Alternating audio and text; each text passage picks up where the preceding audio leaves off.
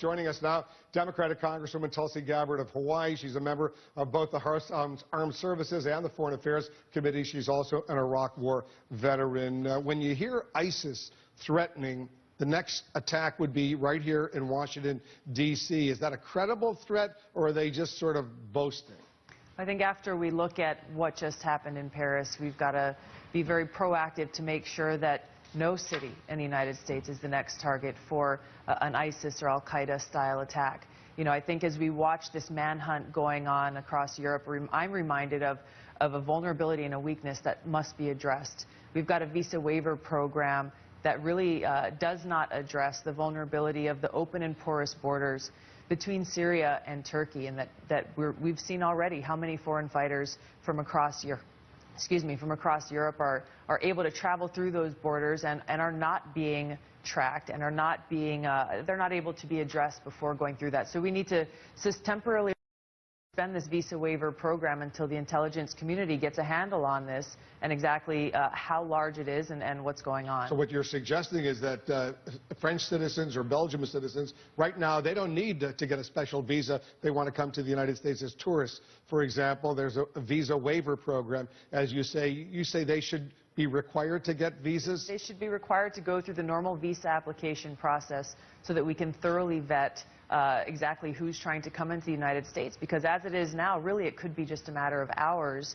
before someone travels through these different borders, someone who's become a foreign fighter, who's been fighting in Syria, and ends up here on United States soil presenting a potential threat. Because these terrorists in Paris, these suicide bombers, they were either French citizens or Belgian citizens, European citizens. So what you're concerned about is that they could just get on a plane and fly to the United States. That's exactly my concern. And with the open and porous border between Syria and Turkey and the lack of tracking from people who are coming through those borders and going from Turkey into other European countries, especially with the thousands and thousands of foreign fighters that we're seeing from all across Europe, this is something that we've got to address immediately. Because if the United States imposes these kinds of visa restrictions on French or other European citizens, those countries are going to do the same thing to U.S. citizens who want to travel there. And that's going to cause a disruption in movement, in trade, business, stuff like that. You've heard those arguments. I've heard those concerns, but our first and foremost concern needs to be keeping the American people safe.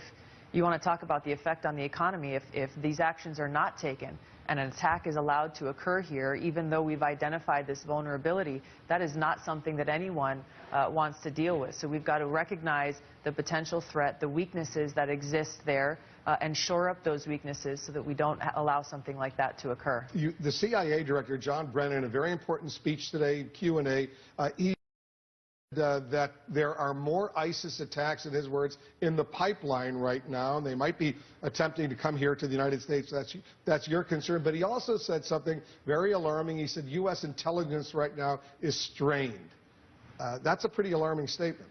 It is alarming, and there are limitations to what the intelligence community can do. This is why it's so important for those in the intelligence community to be using the resources that they have to focus on those credible threats, focus on those who have these potential links, who have been identified as potential threats to the United States, rather than going through these bulk gathering of data on every single American, gathering information on all of our phone calls. That's a waste of resources, and it really puts way too much information out there when they should be really culling that information in a very narrow fashion that's targeted on those who present a potential threat. The ringleader in this particular case, Abdul Hamid Abaoud, is believed to have been involved in the foiled Brussels attack last winter. But he managed to elude intelligence law enforcement in Europe and Belgium and elsewhere. He may be in Syria, for all we know right now. So was there a major intelligence blunder